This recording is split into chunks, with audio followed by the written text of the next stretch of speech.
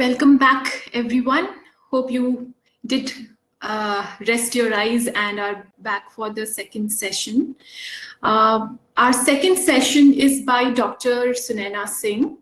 She is a freelance academic editor and consultant academic trainer with Editage.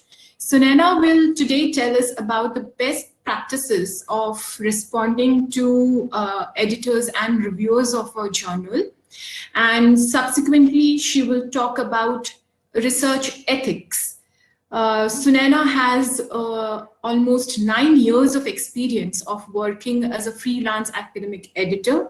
She works closely with researchers and students and helps them refine their research manuscripts and helps them communicate their findings more effectively. So the stage is all yours, Sunaina.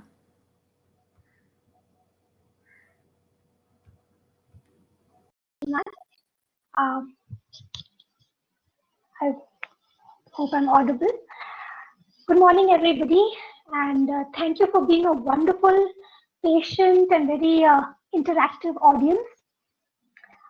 In this part of today's workshop, I'm going to be talking about two aspects that are very, very interesting, and I'm going to really try and continue to hold your attention. And like Malti, there'll be some questions here and there. So please pay attention. I hope to get a lot of answers from you all. So I'll get right into it. Audio not clear. I think I'm clear to some people. So probably just, if there's any issue, please refresh your page. And if there's an issue from my side, I'll do the same. So I'm going to begin with responding to peer review comments. So this is basically picking up from where Malti left off. So Malti explained to you how to write a good paper. The next step is going to be submission. And a lot of early career researchers are not really sure what happens afterwards. What is this peer review we hear about? You hear a lot of researchers complaining about it. It's like a necessary evil. It's something that researchers love to hate, but peer review is not going away anywhere anytime soon. And why is that? It's a kind of a quality control mechanism. And this safeguarding mechanism is very, very important for science because there need to be experts who can check for the genuineness of the work, the importance of the work, whether it is novel to begin with. So all these aspects are looked into by peer reviewers. What does the process look like? So you as an author submit your article. It goes to the journal's editor. Now at this stage, there is a chance it may get rejected. Now this is something known as a desk rejection, and it could be because of a poorly written manuscript. It could be because your manuscript doesn't match the scope of the journal. So that is the end of the story. Right there, you get your manuscript back. However, if the journal editor feels it merits further assessment, it is sent out to peer reviewers who are experts in the field. Now, there is an increasing trend towards requesting authors to suggest peer reviewers, and that is a practice. If you know the journal asks for suggestions, please provide suggestions. However, there should not be any kind of conflict of interest. So those peer reviewers should not be known to you. They should not be your advisors or previous advisors. All those guidelines are available. Anyway, so once the peer reviewers review your manuscript, they send their feedback back to the editor. And the editor then assesses whether it warrants, changes or whether it warrants rejection yet again. So it's important to remember the decision of rejection is taken by the journal editor and not by the reviewers. So then, depending on whatever feedback you have received, you will revise your manuscript, you will answer the questions raised by the peer reviewers and send it back. Now this process the cycle might continue a couple of times. So you may get major revisions, minor revisions. It is not a sure shot. It doesn't mean that your paper will definitely get accepted. Even after going through those multiple rounds, your manuscript may still be rejected. and then you just go through the entire process again with a new journal. However, if not, if it is accepted, it enters the production process and it gets published. So what are the kinds of decisions that you get from a journal? Almost as rare as seeing a unicorn is to get accepted immediately. So in my experience, I don't know anybody who has been that lucky, but there are instances. Most commonly, you will be asked for minor revisions, then or major revisions, which will take up a little more of your time. Reject and resubmit basically means that it's not really a complete outright rejection, but they ask you to make such extensive changes that it will be considered a new submission. And the final one is reject without review. So that is desk rejection. So a lot of students ask me, what is the correct way to answer or respond to reviewer comments? This is very important because, as students, we are not taught this. So I really hope this is going to be useful to you. So there is a technique known as the calm technique. There are multiple ways, but in a nutshell, it's very important to not take referees' comments personally. It feels like a personal attack. Somebody is commenting on your hard work and you feel bad, you feel hurt, you feel rejected, whatever. Don't take them personally, because it's only a way for you to improve your work and improve your manuscript and just improve the chances of acceptance. So keep your cool. Do not start answering immediately. Like you get the responses and you immediately start dashing off responses. Avoid doing that. As with any personal communication or in personal life also, you take time, sleep over it, think about it, and look at it afresh maybe 1 or 2 days later. By then you will have calmed down. You will be able to answer the questions more objectively. Do it, go in a very sequential manner. List out the questions, answer them sequentially, neatly, and be mindful. So CALM, comprehend, answer, list. Be mindful for the reviewers and the editors to be able to navigate your responses and your changes. So what all goes in the resubmission package would be your cover letter, your list of responses, track changes document, and clean version. So quickly, I'll just tell you, these are questions I get very often. What if you are unable to address a reviewer's suggestion? This happens very often. For example, the reviewer asks you to add something, like a picture of an experimental setup or something that you cannot reproduce at the present time. What should you do? The key answer is to be honest and mention that you agree with the reviewer, but for whatever reason you are unable to provide that image or that data, so you are going to give something else in place of that. You're going to provide a diagram or a flow chart in place of that particular image. This is a very, very common question. Two reviewers give conflicting comments. Okay, one says turn left, one says turn right. As you can see in this image, I put this in all my presentations. So it's a very confusing situation for you as an author, right? Actually, you don't need to be confused. You as the author have the prerogative. It's your study. So nobody else knows your study as well as you do. So you should stand your ground. Identify the reviewer that you most closely identify with. And you are not to act as a referee and try to reconcile.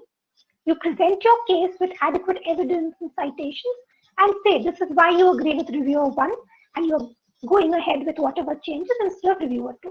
So you have the final say. So to conclude, peer review, it's an excellent opportunity for you to improve the quality of your manuscript. It increases chances of acceptance, and most importantly, I would like to tell you, a lot of authors are in a hurry to publish. So what will happen is they get, say, a rejection after the peer review process, and they will not incorporate the changes that were suggested, and in the original format, they will submit it to another journal. Please do not do that. It's a waste of time, and you are wasting valuable suggestions that were provided to you. So incorporate those changes and then go ahead and submit to a new journal. Do not be despondent about rejection. I'd also like to point out that there's something called Peer Review Week. It's starting from Monday, and there are a lot of useful resources that will keep showing up on Twitter. So I'd recommend you follow that hashtag and understand a little more about peer review. Now coming to the main thrust of my talk today, it's going to be about ethics in research and publication. So science builds upon science. You might have heard of this famous saying that I have seen further because I was standing on the shoulders of giants. Now those giants whose shoulders you were standing on, what if it was a pillar of lies? Research misconduct, as with any field in all walks of life, it's a global phenomenon. There are people who are dishonest in every field. Other than that, there are people who unknowingly commit fraud. So I hope through this talk you will be able to differentiate between this and understand where you could go wrong and try to avoid those mistakes. I'm going to also tell you a lot of interesting stories to make this talk more interesting. So 3 stories. One is of this Italian scientist called Paolo Macchiarini, who was a surgeon and stem cell expert. I wonder if you've heard of him. He claimed to have this breakthrough of trachea transplants using artificial tracheas made of carbon silicon seeded with the stem cells of the recipient. And he went ahead and published several papers claiming it was a breakthrough and his patients were doing well, etc. But actually he had fabricated data, he had misled people. Most of his patients had died, and those who hadn't died had suffered and undergone tremendous unnecessary surgeries, etc. A lot of his papers were retracted. He was convicted of manslaughter. Then coming to a Korean scientist, Hwang Woo-suk. He was also a very famous stem cell expert. His claim to fame was having clue on the first dog, Snuppy. But then he went on to claim that he used a technique called SCNT and to develop stem cells. And again, that all turned out to be lies, fabrication. A lot of misconduct had gone into the studies, and he is now a disgraced scientist. The Japanese scientist Yoshitaka Fuji is famous for having the highest number of retracted papers, 183, completely fake data from non-existent clinical trials. So, and this is just a few examples from medical science. It is there in every walk of science, from physics to chemistry to psychology. Interestingly, in one survey, 2% scientists admitted to falsifying data at least once in their careers. Can you imagine? 2% scientists globally admitted. Many of them probably didn't even admit it. 14% said that they've witnessed others do so. I'm sure many of you in the audience would also have some sort of experience in this. But awareness is increasing. There are whistleblowers, there are scientific integrity sleuths, and there are a number of blogs I would recommend that you follow, and that have led to a lot of retractions. Retraction, like peer review, is a part of science. It's a self-correcting nature of science, and it's a sort of a regulatory mechanism, kind of a policing mechanism. So Retraction Watch is a blog. They keep track of retractions in science, and it's updated almost on a daily basis. The names I'm sure you can't read, but the top 33 people with the highest number of retractions, except one, all are men. There's just one lady on this list. Many of these are Asians, many of them are Indians. And another interesting figure is 2% of individual scientists account for 25% of retractions.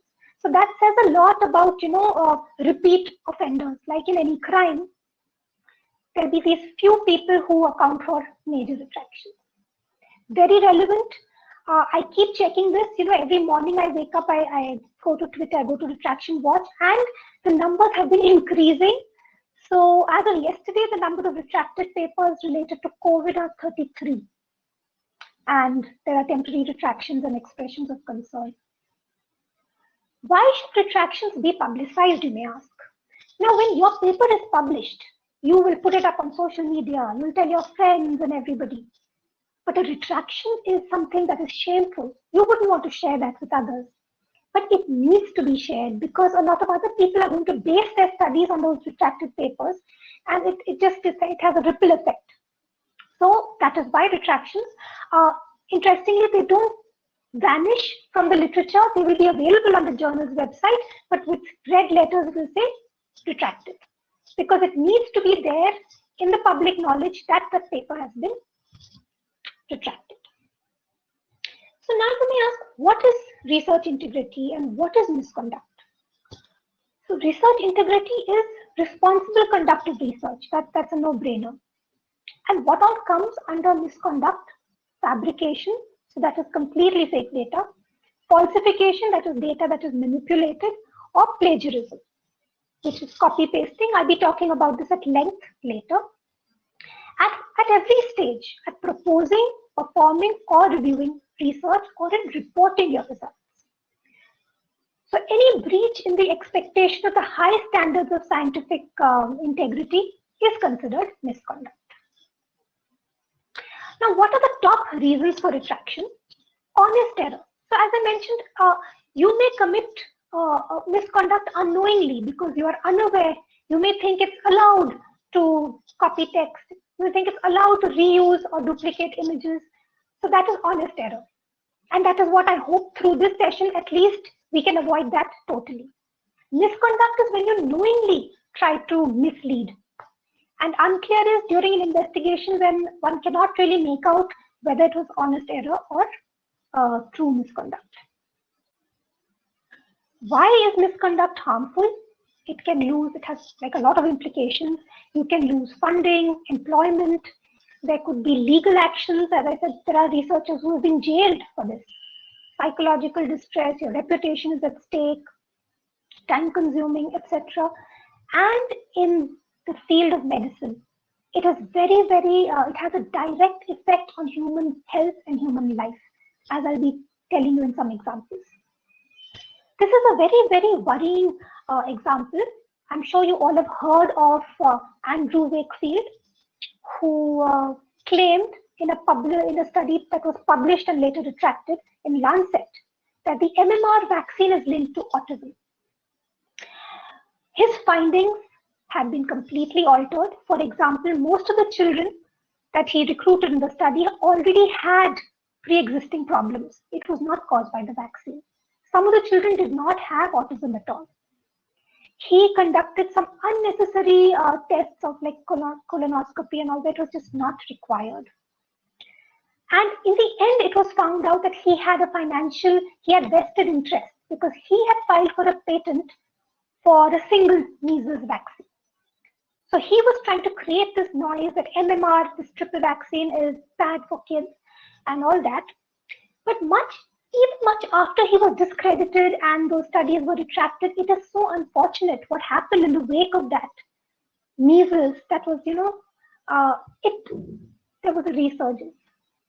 There were countries that were approaching herd immunity of 95%. It came down to 80%. And even now, to this day, we have this lobby, the anti-vaxxers as they are known, and they continue to believe that vaccines are bad for you, and there are people who just don't vaccinate their kids. So this is a very stark example of a ripple effect where misconduct has led to so much breach in public trust. People would say, but it was published in Lancet. They have forgotten that it got retracted, but they are now in doubt. So which is why in the field of medicine, please, it's very important to understand that misconduct is a big no-no because it has direct implications. Now I'm going to get into what are so there could be misconduct at every stage. Objectives of your research, experimental material, the type of methods used, the way you report your results, and in the publication field also. So research objectives would be every country has certain proscribed topics, like in India, determination of sex of the fetus, human cloning, bioterrorism. There are certain restrictions globally in place or country-wise. So for example, 2 years ago, you must have heard of this Chinese scientist who created genome-edited babies for the first time. But it's a topic it's not allowed, this kind of research. He was indicted and his work was never published, and the WHO has launched a 5-year moratorium on gene editing in humans. Controversial research material could be the use of endangered species, obtaining material without knowledge or consent, say from indigenous tribes or farmers without the proper channels, or not declaring your conflict of interest correctly. Objectionable methods would be how you are treating your experimental animals or people, testing of drugs without knowledge or consent, or any kind of biased sampling. So Juan Wu Suk, as I mentioned, what were the objectionable methods in a study? First of all, the stem cells did not correspond to their sources. And there were all kinds of theories for this. He said they were mislabeled, whatever, that could not be replicated. So the claims were completely false. The human eggs that he used for the study were obtained illegally. They were from members of his own lab and from egg brokers, from patients who were promised IVF therapy, and this is called therapeutic misinformation, where he wanted the eggs for his personal research, but he promised the patient otherwise. Objectionable ways of reporting results. Now, this is very, very important, and I think our majority of honest error happens in this broad area. Fake or touched up images, fabricated data, not reporting inconvenient results, and making false claims and overstating results. So coming back to the artificial trachea case, what Paolo Macchiarini did was, he falsely concluded that the patient's conditions had improved, whereas the complete opposite had happened. He completely omitted reporting severe complications, additional surgeries that were needed. To the extent he omitted the fact that one patient died from the procedure, and this was even like months before the paper was even accepted. So this is a blatant case of misleading. Okay. So this is just from a published paper. I'll read it out quickly. In this study, 32 women aged blah blah were recruited. They all had to apply sunscreen to their face in the morning and a simple moisturizer in the evening, and they had to do this for an entire year. And they were advised to avoid sun exposure. And every 3 months, the women's faces were evaluated by a dermatologist, and in the end, it turns out that their skin dramatically improved. If you can notice one very glaring thing that is missing from this, can you guess? Okay, I've written it right over there, but there is no control group. So without a control group, how can you actually assess that it improved? Also, the conclusions are incorrect because they were using sunscreen and a moisturizer. So how do they know it was the effect of the sunscreen and not the moisturizer? Second, they were advised not to go in the sun. So how was the sunscreen even effective? And later on, it turned out that the scoring was done by doctors who had got funding from Johnson & Johnson. And Johnson & Johnson was the one that had created this particular sunscreen. So the doctors were not blinded to the results. They had a conflict of interest. So obviously that might have colored their judgment. So these are kinds of, whether they did it knowingly or unknowingly, there's no way of knowing, but it is unethical. So ways of reporting spilling. So this is more in the case of, media when they try and report scientific findings. There's this competition for headlines and TRPs, as we all are fully aware. Even in scientific papers, it could happen that you exaggerate your findings a bit, just in the title and the abstract, just to attract that initial attention.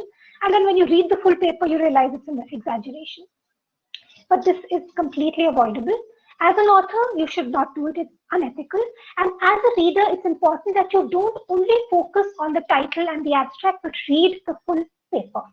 A lot of clinicians will read the abstract and then go on to make their clinical or research decisions based on that abstract itself, which is exaggerated. So please take the trouble and read the entire manuscript if you want to base decisions on that. Okay, so here's a question for you. You have not set the sample size in your study beforehand, and you want to reach the value of significance, that is P is less than 0.05. So should you just continue collecting more data, testing it till you reach that value? You want to reach that value. So you're tempted to do that. Is it right or wrong? Absolutely wrong. This is what is called p-hacking or even harking, where you create the hypothesis after you achieve that value of significance.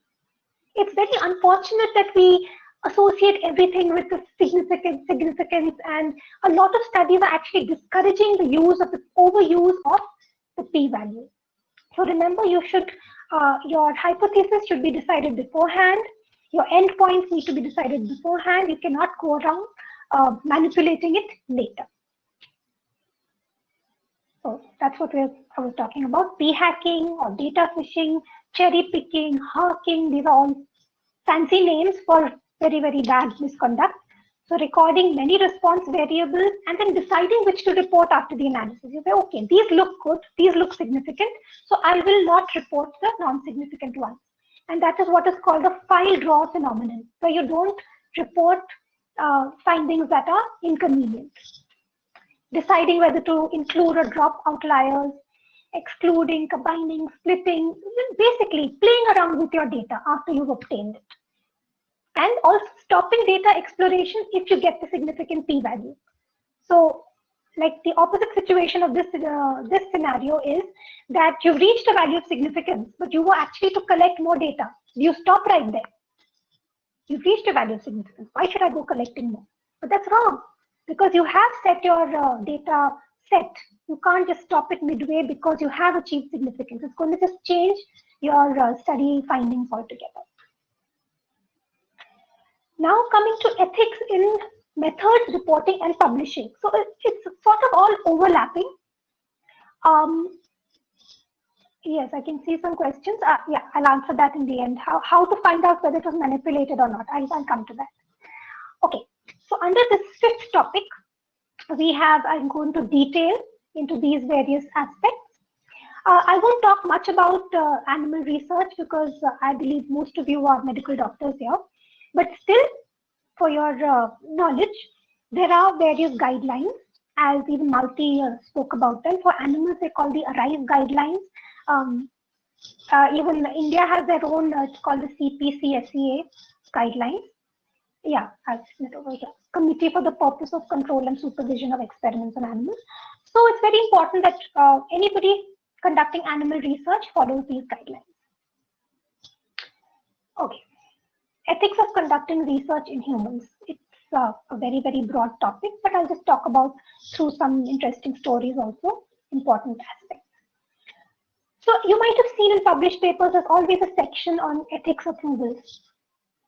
Now, He Jiankui was in such a hurry to publish his paper on genome editing in human babies.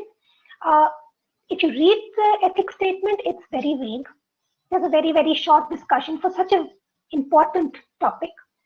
Later on, it was found out that the study was registered with the Clinical Trial Registry of China, but the registration happened after the babies were born. So, in retrospect. It was also found out later that the parents may have been coerced into participating. Coercing patients or misinforming them to join a study trial is highly unethical. Again, back to Makairini. He falsely claimed that he had got all the permissions in place, whereas he had not. He had extorted patients to pay for faster treatment. That's pure gundagardi, it's extortion. He said, you pay up and then I will speed up your surgeries. So when did this awareness arise that there has to be a code of conduct in researching trials in humans. So very unfortunate concentration camps. We've heard of those horror stories. So it was after that that the Nuremberg Code came into place in 1947. And after that, there have been more improvements. There's a Declaration of Helsinki. Every institute, every country has their own guidelines. So I'm sure you all would be aware that the ICMR also has its guidelines, and these guidelines keep getting updated. So you should always be aware of the developments in this field. So in the case of human studies, there are two aspects: participation in trials and use of their tissues or body fluids, etc. So there are guidelines for all these aspects. In a nutshell, for when you're considering studies in humans, you need to respect them. You have to respect their autonomy. There's the concept of beneficence, that's doing good, non-maleficence, that's doing no harm. Very important to get that informed consent. What is informed consent? So it ensures that patients, clients, participants, whoever's even funding the study, everybody needs to be aware of the potential risks and costs involved in a treatment or procedure. There are different ways: written, verbal, there are informed consent signs. And when you apply for the ethics approval, they will ask you what kind of informed consent was it. So in some cases, verbal is okay, but in most cases, they will ask for a detailed signed informed consent, as they call it. There'll be cases where it can be waived. Different studies have different requirements. Okay, here's a question for all of you. Which of the following must be obtained when performing research involving children? A, informed consent from the parent or guardian, assent from the child if he or she is capable, informed consent from the child, or both A and B? Yes, most of you have got D correct. Yes. So if the child is capable, that should also be given consideration, and most importantly, the parent or guardian. The same would go for someone with psychological disabilities. So their guardian should provide consent, and if they are able to, even from them. So to ensure that you are following the appropriate guidelines, make sure that you, especially if your study involves clinical trials, there is a clinical trial registry. It encourages the registration, not just encourages, now it mandates that clinical trials should be, before the enrollment of the first participant, it should be registered. I just found out that there is a new drugs and clinical trials rule, 2019. So be sure that you check the guidelines of the kind of study, your target journal, and of course the guidelines that are relevant to you. Now, Malti spoke of this at length. So just to reiterate, the Equator Network guidelines. So if you are involved in randomized trials, you follow the consort guidelines. Observation studies, STROBE. If it's systematic reviews, meta-analysis, then it's PRISMA. So it's too much to explain in detail, but visit this website. I would highly recommend. Go through their checklists, because most journals now will ask you, does your study conform to these, depending on what kind of study. Okay, another question. What is it called when the participants are not revealed to anyone but the researcher and staff? Is that called confidentiality? Is it anonymity? Is it ethics? Is it discretion?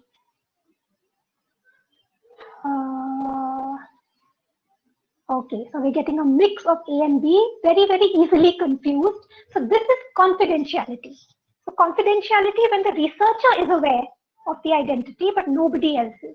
Anonymity is where even the researcher doesn't know, anonymized information. So very important to understand the difference between confidentiality and anonymity. In this case, the answer is confidentiality. Okay. Fabrication, falsification, plagiarism, these are favorite topics of students because they are, just getting into the field of publishing and all that.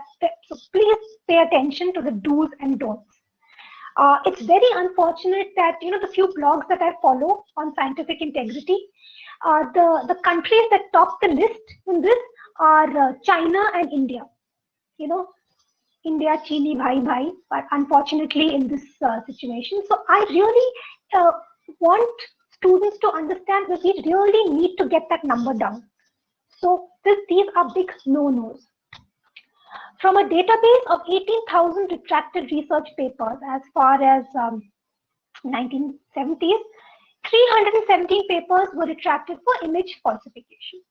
So about I think this number has now gone up to 1.8%. So almost 2% of papers are being retracted for image falsification. And it could happen by mistake also. But why leave that room for doubt? So again, fabrication is making up data or results, and falsification is manipulating. It's very interesting that this can be done with numbers and this can be done with figures. It can be done very easily now with software, okay? But don't be tempted to do it, because now it's equally easy to be caught because there are software to catch these.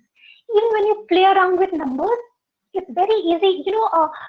People will, if averages look very, very similar, or your data set looks too neat, too few outliers, there are software to catch if you have manually input those numbers. There actually is a way to do that. And but coming back to figures.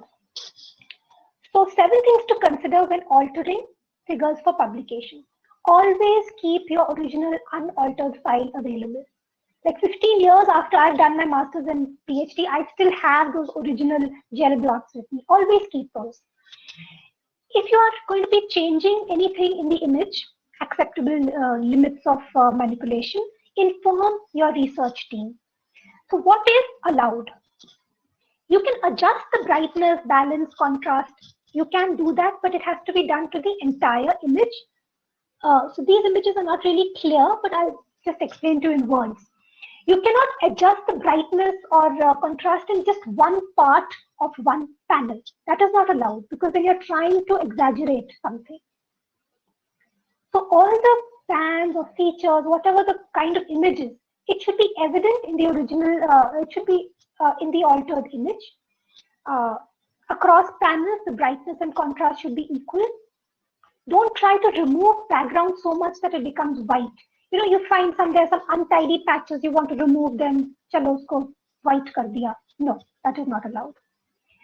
If you're working on gels, you can splice out lanes and splice them into a gel block, but you need to indicate where the gel has been spliced.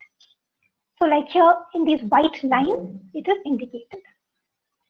So it's very interesting that the majority of figure manipulation happens with gels and blots. They're very easy to manipulate, but again, very easy to catch.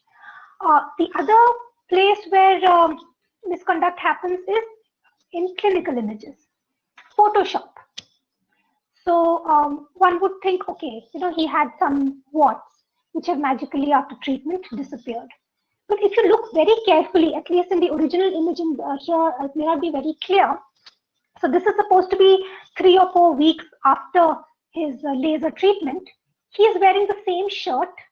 And if you look carefully at his eyebrows and various hairs or expression, facial features, it's identical. So the authors have just used the same image, photoshopped and removed the warts. Instead of laser, they've used Photoshop. It's so much easier than using laser. And this paper ended up being retracted. So clinical images also can be manipulated, but they can be caught very easily.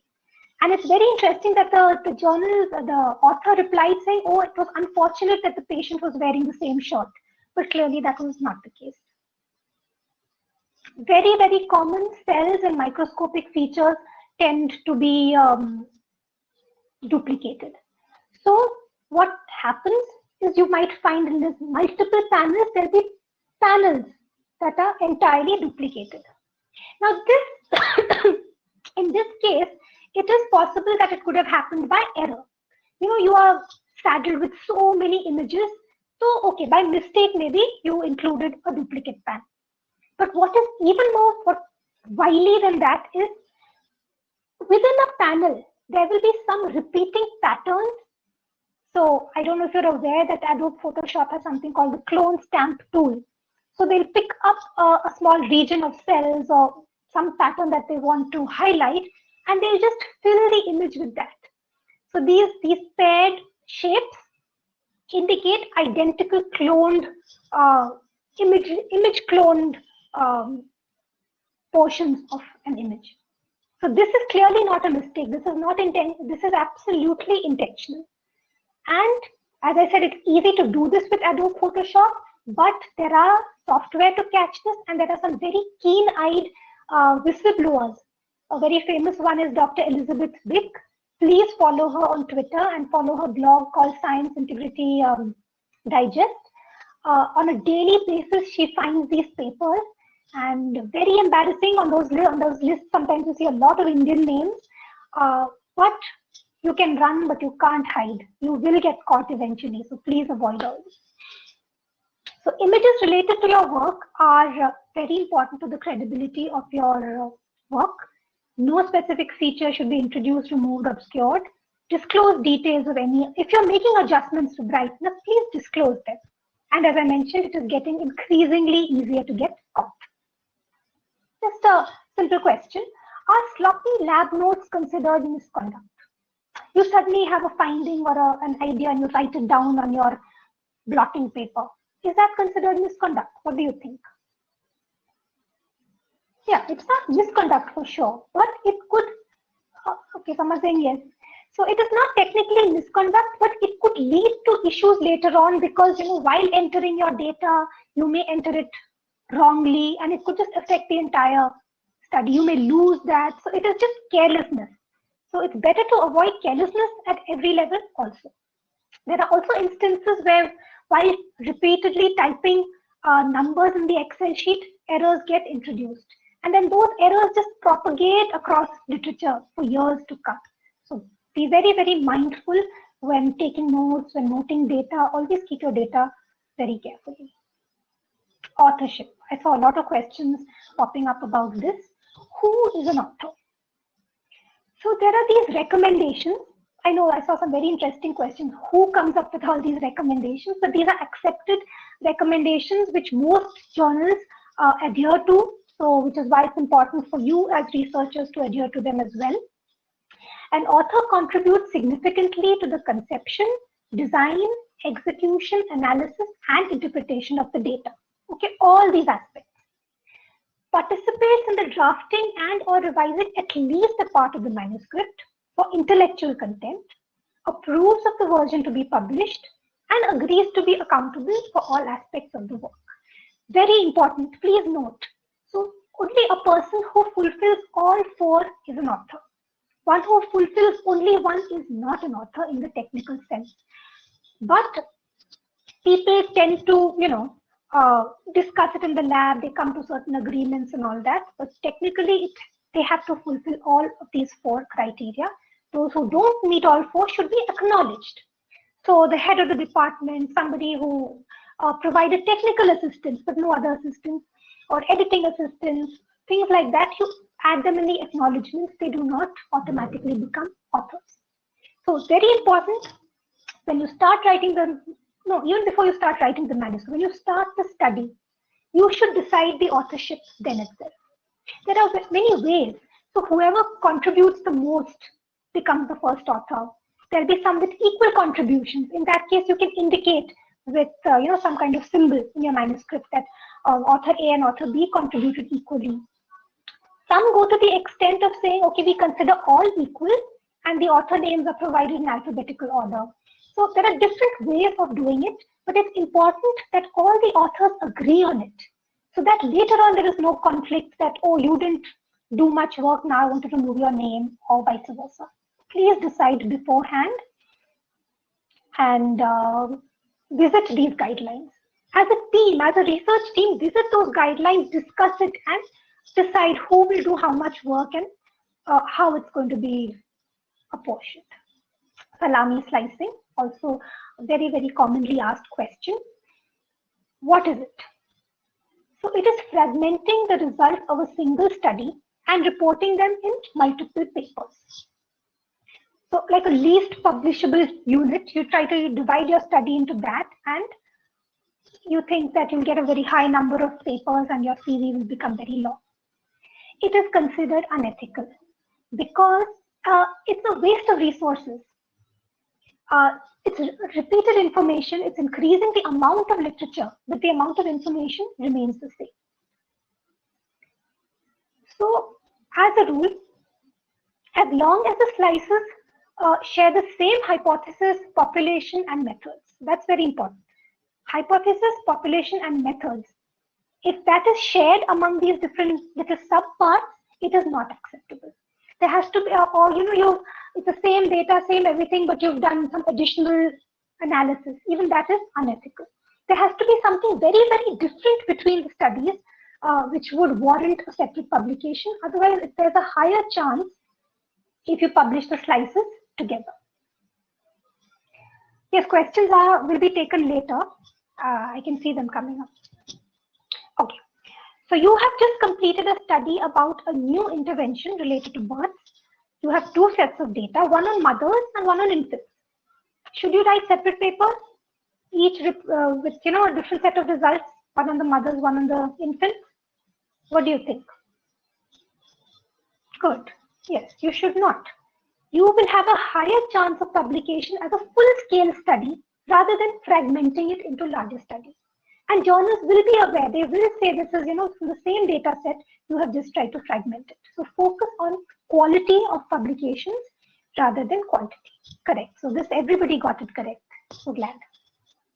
Plagiarism, favorite topic. Let's understand what plagiarism is. It is not a very simple definition. There are so many layers, which is why sometimes accidentally we commit this mistake. So, according to one taxonomy, wholesale plagiarism is the most dangerous. It's the most blatant. The author borrows, steals material written by someone else and submits it as their own. Then there are these other little subtle forms of plagiarism. Verbatim, where the student copies phrases or words. Okay, the exact same words. In some cases, it is acceptable, I will tell you. But in that case, you need to enclose it in quotation marks and cite the reference. If you don't do that, it's considered verbatim plagiarism. You are using those words as your own. Conceptual plagiarism is a gray area. It's where someone incorporates facts or ideas from a source without attribution. Structural plagiarism, again a little gray, where someone adopts the original approach of the study, again without attribution, without thanking the source. This I came across just yesterday when I was updating those COVID-related retractions. This is a case of self-plagiarism. So somebody submitted, I'll read out these two titles. Non-invasive versus invasive ventilation in COVID-19, one size does not fit all, was submitted to one journal. Non-invasive versus invasive ventilation, one modality cannot fit all during a COVID-19 outbreak. So the highlighted parts are the identical text. It's the same author, it's the identical study, and he has published it in two different papers. Two different journals. So the second journal found out too late when they'd already published it, so they had to retract it. And as you can see, the retraction notice, the arrangement of titles and subtitles match, and there are clearly very few changes or additions in the contents or their expression in papers published in both journals. Now he would say it's my study, so I published it here, so I just changed it. It is not acceptable. Even self-plagiarism, why would you do that? You're unnecessarily increasing the literature just to increase your number of publications. So self-plagiarism is an absolute no-no. Okay. You come across a lengthy article on an interesting topic. The paper is in a different language and you are fluent in it. So you translate it, you submit it in your own words and shorten it a little and submit it in English. Is this correct or wrong? Yes. It's wrong. It's absolutely wrong. This is another kind of plagiarism known as disguised plagiarism or compression plagiarism or translation plagiarism. There are a number of terms for it, but I'm glad that you all agree that it is absolutely unethical. Now, why does this happen? Why is it? It's very interesting. It's very, very common in Asian countries. So, where we are taught that your teacher or your senior cannot be wrong, or, their words should not be changed. So, junior authors think it's disrespectful to rephrase their language. Second is people who are not fluent in English are not confident. So they think, why introduce errors? I'll just copy that same text so that the English at least is correct. Third is a very technical description. They are not confident about paraphrasing. But it is just wrong. It's important to understand it is perfectly fine to rephrase something if it is a definition or something that's very, very technical where you have to present the text as it is. You can. Remember, enclose it in quotation marks and cite the source. This is what, if you do this, then you need not worry. And if you are paraphrasing, summarizing, remember not to change the meaning also. And if you are not confident that maybe the meaning has got changed in the process of you rewriting it, get help. Ask someone to help you check the language or an editing service to help you out, etc. And of course, avoid self-plagiarism, which is also known as text recycling. A lot of people ask me, what are the tools available to check for plagiarism? My answer to them is, why do you need tools if you know that you have not plagiarized? But still, I think some institutes mandate it. So just for your information, there's Plagiarisma, Authenticate, Urkund, and there are many others also. Some are free, some are paid. Okay. Predatory journals, it's not technically, doesn't fall under misconduct, but it's a unfortunate situation that researchers find themselves in and get stuck in. So I thought it was important to address this. These journals capitalize on the pressure to publish. They will ask for an upfront fee. They will promise fast publication. They will say, oh, there's no peer review, or there's just 2-day peer review. And you will just, overall, you will find the website very fishy. In fact, let's get to this question. Many of us are in this situation. We're trying really hard to get our paper published. You're getting rejected or it's taking very long. And in the middle of all this, suddenly in your spam folder, you see this email inviting you to submit a paper in a peer-reviewed journal. And they are promising rapid publication, less than a week. And you're like, okay, I need that paper. What do you do? Yes, I'm going to talk about how we recognize these fake journals. But in this case, yes, you will totally avoid them. So this is, I keep getting these in my spam folder, and you click on the website and you will find that how do you identify? If you go to a journal of, say, a Nature Publishing Group or Wiley or Elsevier, you look at their website and have a look at these websites. It's just so different. There is too much text. They are, making strange promises. How can you have peer review in less than a week? And they'll be advertising their impact factor, this, that. You click on links, those links won't open, and try to look for the publisher's address. It will be some Mayur Vihar, New Delhi, or some very, very vague address in Nigeria. So if you ever have a doubt, just have a look at a reputed journal, look at their website, look at how they present they'll provide the proper email address of the journal editor. They're easy to contact. Whereas there are just a lot of alarm bells. Very cluttered website, wrong English, wrong grammar, and they'll be on very, very diverse topics like International Journal of Creative Research Thoughts, and they will accept papers on medicine, on Ayurveda, on psychology, on astronomy, anything. So how do you identify? There are these lists. Unfortunately, these are paid Cabell's resources. So if your university or institute happens to subscribe to these resources, that's great. Otherwise, I will tell you other ways to identify these kind of journals. There is also something known as the Think, Check, Submit initiative. They have these checklists. So if you can check off all these, if most of them are okay, then it should be fine. If not, just stay away. Other simple tips are that you go to journal selection tools and databases. There are a lot of these online databases where journals are indexed. Check where all it is indexed. If you are an early career researcher, you know you will not be invited to contribute to lesser known journals.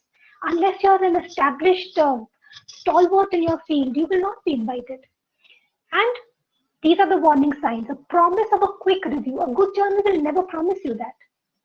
Cluttered website, as I said, poor language, addresses and email IDs, they will have, at gmail.com or at yahoo.com. It's not a professional email ID. And the links are dead links. Riding on the back of predatory journals, there are also predatory conferences. Now, for a long time, in-person conferences are not going to be happening, but still it's good to know about these. Again, you pay the registration fees and they suddenly get cancelled. And they will feature eminent speakers. But if you contact those speakers, they are unaware that their names are being used. And so again, the whole approach will, your gut feeling will tell you there is something not right with this. So always check with these think, check, submit, and think, check, attend initiative. Consult with your peers, consult with your supervisor if you're still not sure. And please check before signing up for these. So it's interesting to understand that why do researchers behave unethically? So the bad apple theory would say, some people are just morally corrupt. So Paolo Macchiarini, as I said, he was corrupt in many other ways besides misleading doctors and patients. He, even in his personal life, he used to lie to people. On his CV, he claimed he was a doctor to the Pope and to many Hollywood celebrities. And so there are some people who are just, at heart, they are corrupt.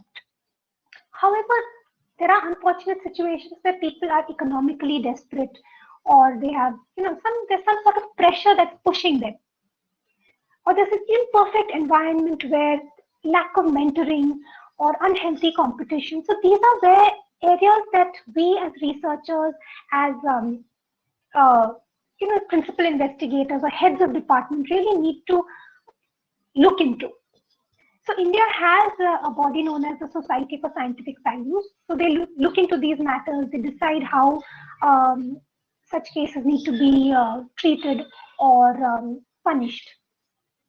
But it's important that there's a periodic review of scientific records. So I mentioned there are these blogs. Please follow up with them. It's very important to keep track of what is being retracted, what kinds of fraud is happening in your field. It's important to stay aware of that.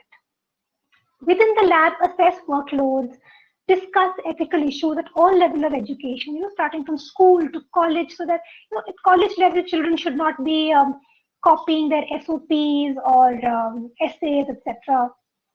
And there should be some sort of reward system for ethical behavior. When we talk about retraction and who is responsible for correcting the record, is it the peer reviewer? Is it the author, publisher, or reader, or is it all? It is all. So, of course, the peer reviewer, it's their big responsibility. Besides that, the author themselves, if they realize later on that they have committed some sort of mistake, it is their responsibility to contact the journal and request for a retraction or a corrigenda or erratum or something.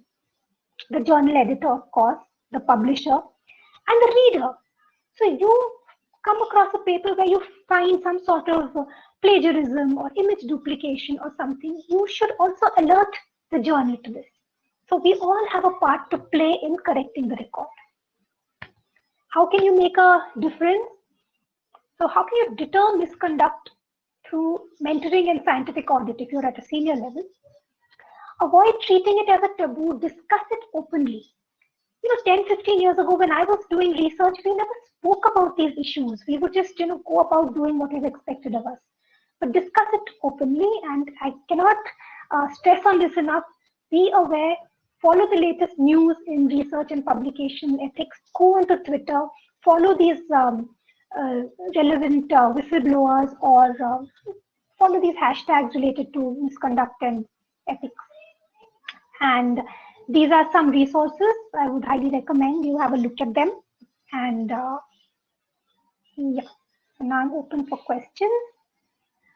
Okay.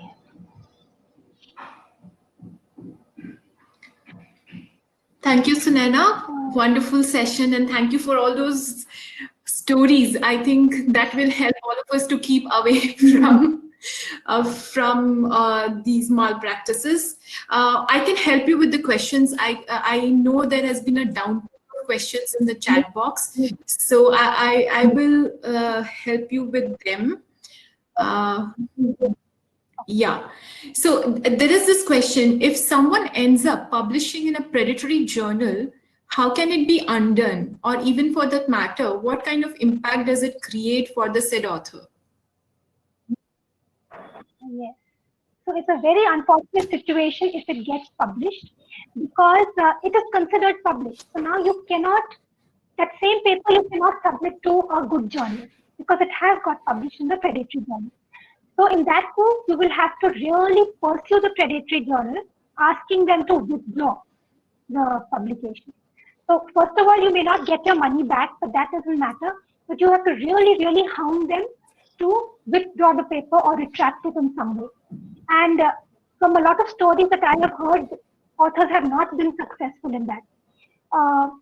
Then you could, if you have another target journal where you want to submit a good journal, you could explain to that journal editor that, I'm in this situation. Would you still accept my paper? Or together, sometimes some journal editors will work with the author to try and get the other one, the predatory one, retracted.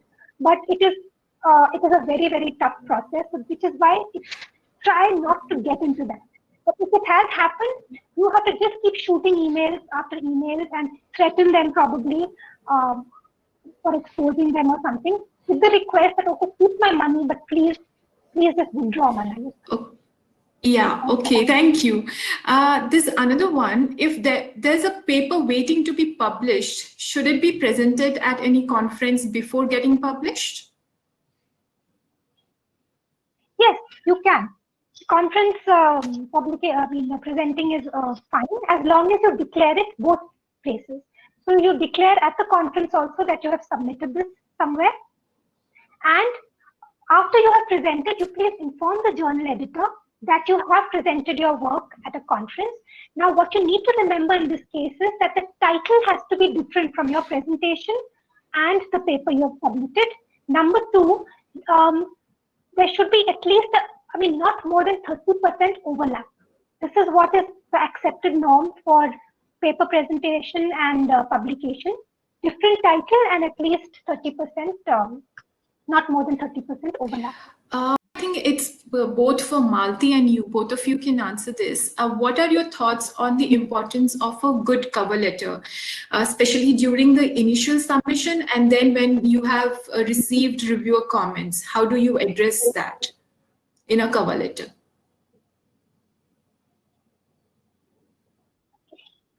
Malti, you want to take it or? So the best explanation that I ever heard for a cover letter is actually one of the resources that I am recommending as further reading is from this journal called Clinical Chemistry, which published a series of articles called something about Guide to Scientific Writing or something along those lines. So basically they said the cover letter is like if you meet the journal editor on the bottom floor of a building and you get into the lift with him and you're both getting onto the same floor. And in the course of that lift ride, you have to convince him to publish your paper. So that's what your cover letter should do. So your cover letter should basically emphasize why the study is interesting, why the study is important, why it should be published now, and why that journal's audience should be interested in it. So for initial submissions, I think that's what you should focus on.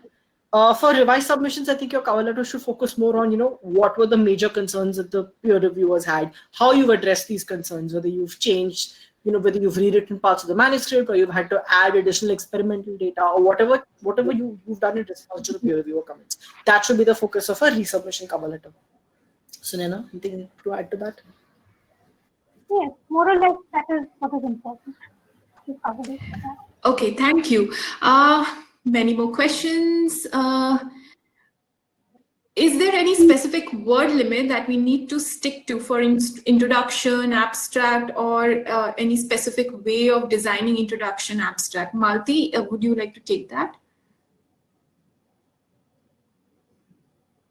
I think we talked a little bit about abstract word count when in my part of the session.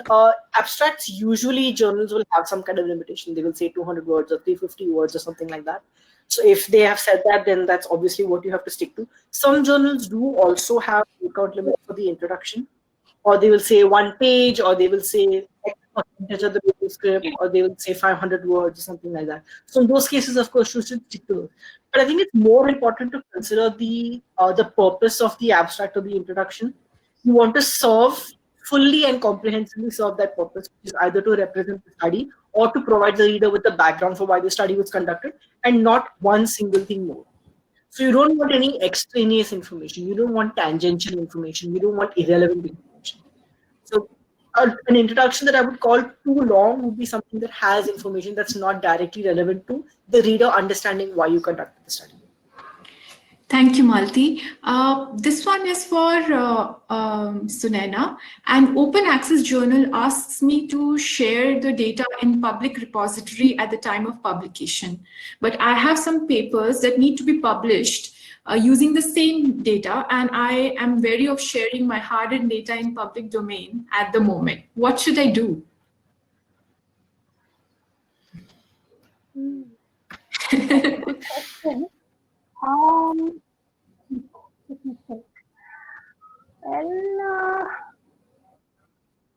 so it's probably a discussion you will have to have with the journal editor, explaining your situation. So now communication with journal editors is quite open. So you could explain to them that at least till the other papers don't get published, is it possible to not keep the data? But I don't know, it's an open access journal, they will want that data. I would say, these kind of on the case-by-case basis, the journal editor would have to address it. So a direct email to them explaining the situation with a request. Yeah. Thank you. Again, we have some questions on retraction. What happens when one uses information from a paper in their own work that then later gets retracted? What happens to our paper? So if your paper is based on some very important premise that was in that paper, and that sort of, because that is false, it makes your paper false, your findings are affected by that, you will have to contact the journal editor, and either your paper would get retracted or there will be something known as an expression of concern. So that would appear, depending on how serious the relationship of your paper with that study is. It could be anything from expression of concern to a corrigendum. Probably some data will have to be changed or something. So it needs to be highlighted to your readers. So, but if it's, again, it relies very heavily on that study, it might result in a retraction for you also. But it's very rare. I've not really heard of cases. There would be an expression of concern, but it's important that you inform your journal editor. Don't not step them. On that note, is the following question: sometimes the reports are manipulated, and how do I confirm that whether a report that I'm referring to is manipulated or not? Is there at all any way to do that? So if it is image manipulation, that is quite easy to do, but there are ways to do that. You examine the images, and if you find some sort of duplication or that can be done. If it involves numbers, in this book that I have cited in my references, this science fiction. In that, there is one chapter where someone mentions a software that can actually detect manipulated numbers. I can't remember the name, I'm sorry. But yes, there are ways to do it. But at a personal level, how you would go about doing it, you would definitely need the help of a statistician or some sort of software. But what led you to that suspicion? Why are you suspicious of it? would also explain how you could go about doing this. Yes. Okay, so do all journals demand ethical certificates for studies which have used animal or human samples or patients? So a good journal, reputable journal will always ask for that because it's very, very important. If you are using some sort of life form, a good journal will ask for that. So you will need to provide that information. We are back to, again, the peer review territory. I got a response from the editor following a desk rejection. The comment says your work is scientifically insightful and well written. However, we cannot proceed further because we think you will not be able to address reviewer queries. What does this mean? What should I do regarding this comment? Okay. So I'm assuming you have got your responses from the reviewer. Okay. So suppose you've got your responses and you feel you can address them. Then you write back saying that if I address these concerns, can it be considered something known as reject and resubmit? One is a complete rejection, where the journal says sorry. Reject and resubmit means you address all those concerns and rewrite the entire manuscript and submit it as a new submission to the same journal. So I think that is what the situation is, a reject and resubmit. Okay. We have Vikram with us and he will be taking the next session. I will just take 1 minute to welcome Vikram to the session. Vikram, we are now having a question and answer session for the first two sections that we had, and we will finish at 1. Sure. And then we will get on with Not a your problem. session. Not a problem. Can you hear me? Yes, we can. We can. Okay. Okay, so the next question, again, it's on journal decisions and peer review. What is the approach to be taken if the journal is taking just too long to give any decision?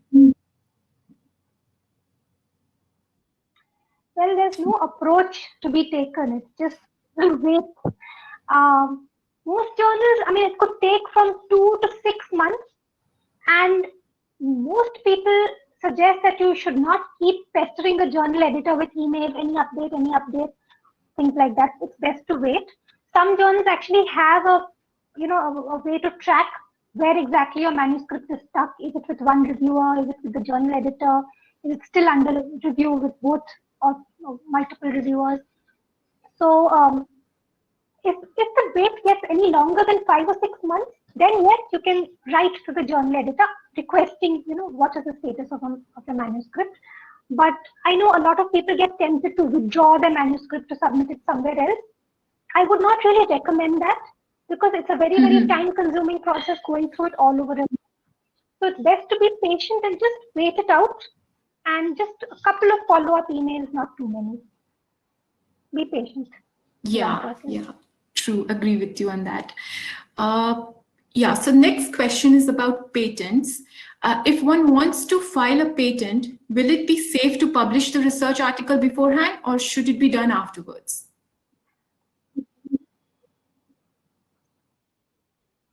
It can be done in any order as long as you declare it. Whatever happens first, you just cite the study or you cite the patent. It's fine whichever order as long as you cite the previous thing. The paper is published first. In your patent, it will refer to that, and vice versa. Yes, I will just move on to the next question.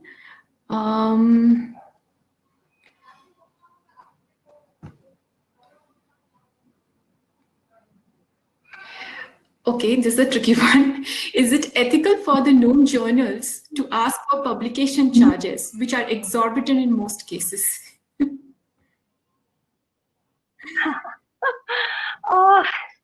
So it's like it's discussed by academia everywhere. But open access, I mean, again, if it's not a predatory journal, it's a reputable journal under the DOAJ, the open access database. There are a lot of arguments for and against it. But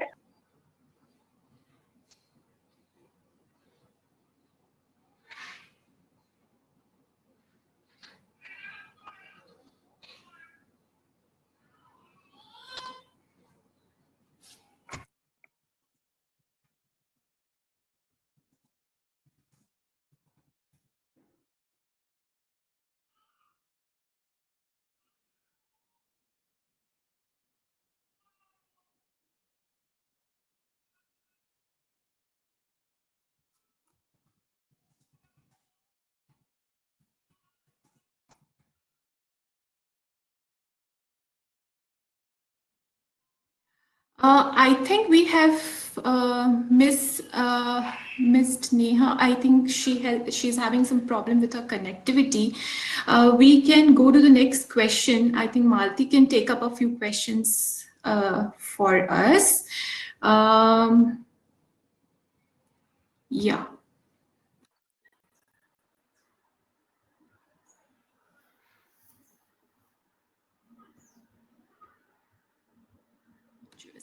There are just too many questions about how to improve English writing skills and English knowledge if we are not native speakers. I think we have already taken up that.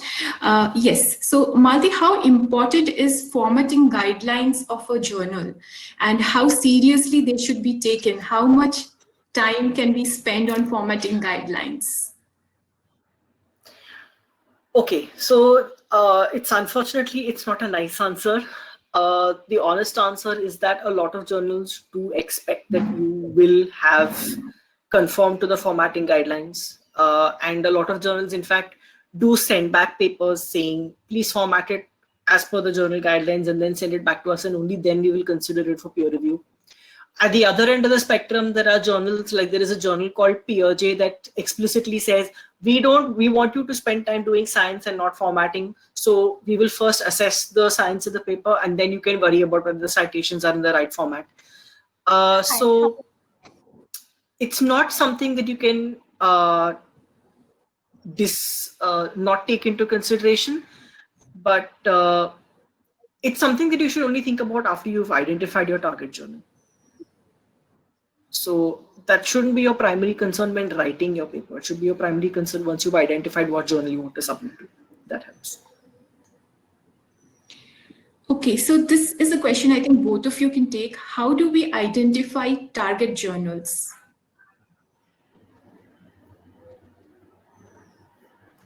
Malti, Who would want to go first? Malti, are you?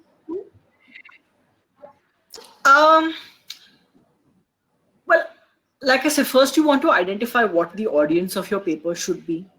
And based on that, you want to think about, what are the journals that are most likely to reach that audience. So, for example, if it's a largely pharmacology-based study, then you want to think about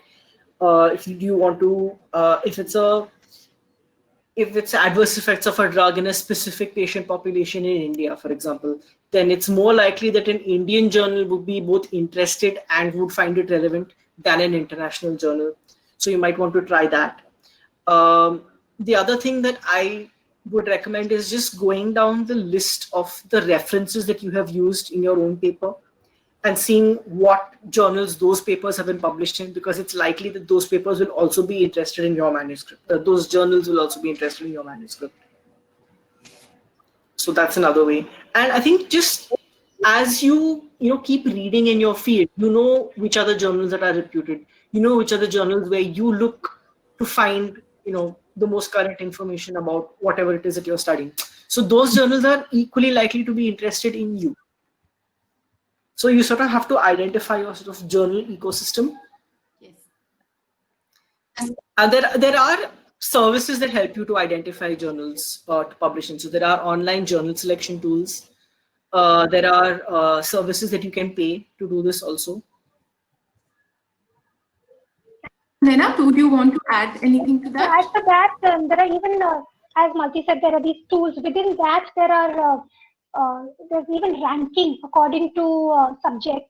So you can even go with the higher rank ones, or because someone is asking about, impact factor and all that. So they will provide ranking depending on not just impact factor, but a number of bibliometric indices. So whichever is most suitable, you can go rank wise and see what which journal suits your scope. Okay, so we have many participants today asking about conflict of interest. What exactly is conflict of interest? Can you define that for them and add a couple of examples for them? Okay, so conflict of interest would be any kind of relationship, some sort of professional or mostly financial, some kind of relationship with another party that would influence the objectivity of your study. So, for example, you have been funded by a big pharma company and you are testing their drug. So there is a conflict of interest. Now that is not wrong. I mean, they are after all funding your thing, but the main thing is to declare that conflict of interest. Any kind of, there will be something, the term isn't any perceived or actual conflict of interest, any kind of thing that could be perceived as a factor that would probably affect your judgment. Now, whether it has affected or not is open to discussion, but the main thing is you need to declare it. You might have seen under at the end of the manuscript, there is a field that says competing interest or conflicting interest. So that's what needs to be declared. Competing interest would be if your interests are competing with some other research group or company. So I hope that answers it more or less. Yes, thank you. We are almost at the end of our sessions on scientific writing and ethics in research and communication. Today, we have a lot more questions pouring in, but unfortunately, we will not have time to take them. But I'm sure that the handouts that and the resources that our trainers have shared with you all today will be very helpful finding answers to these questions. I would like to thank Malti and Sundana again for the wonderful sessions and all the insight that you shared with us today. Very glad to have you, and thank you. Thank you very much. Thank you. Thank you all. Thank you so much. You've been such an amazing audience. There's been so much interaction. I've really enjoyed interacting with all of you. It's been great. I agree. Bye. Take care. Bye. Thank you. Okay. Bye. Thank you, everyone. We will just spend a few minutes on the fellowships and the funding opportunities provided by India Alliance. I am sure that many of you here are aspiring researchers, and this talk will help you to find the right kind of opportunities for yourself. And then after this very short talk, we can move on to the third segment of our workshop today, which is on the importance of networking and how do you go about a career in clinical research in India, by Vikram. Yes, so moving on. So this is what our fellowship program at India Alliance looks like. It funds individual scientists, and a PhD is a prerequisite to apply for any of our basic biomedical schemes. I must tell you at the start that there are two types of programs. So we give out these fellowships under basic biomedical research, and another one is clinical research and public health research. So there are like these two areas under which the India Alliance fellowships are given. And for basic biomedical research, PhD in any discipline is the prerequisite. And for clinical and public health research, an MD or MD PhD or an equivalent degree is the basic requirement. So we provide grants and fellowships to scientists at different stages of their career. We are starting from early career fellowships for postdocs who plan to pursue a career in science, to those looking for funding opportunities for an independent research position. We also have this fellowship program open for intermediate fellowships for scientists who plan to set up an independent research group. And lastly, we have these fellowships for senior fellows who are established researchers and who plan to expand their research program in India. So our next call for these fellowships, the call for application for these fellowships will be launched next year. You can keep a lookout for these fellowship announcements on our social media platforms and also on our website. Apart from these individual fellowships, we also have other funding opportunities, which are grants, like the Team Science grants, clinical and public health centers, research management, institutional grants, and fellowships. You can find details about all these funding opportunities on our website. So do visit our website and you can find all the details in our website. So very quickly, I think we can take like a 4-minute break and again a screen time break, and meet again exactly at 1 for the last session of this workshop.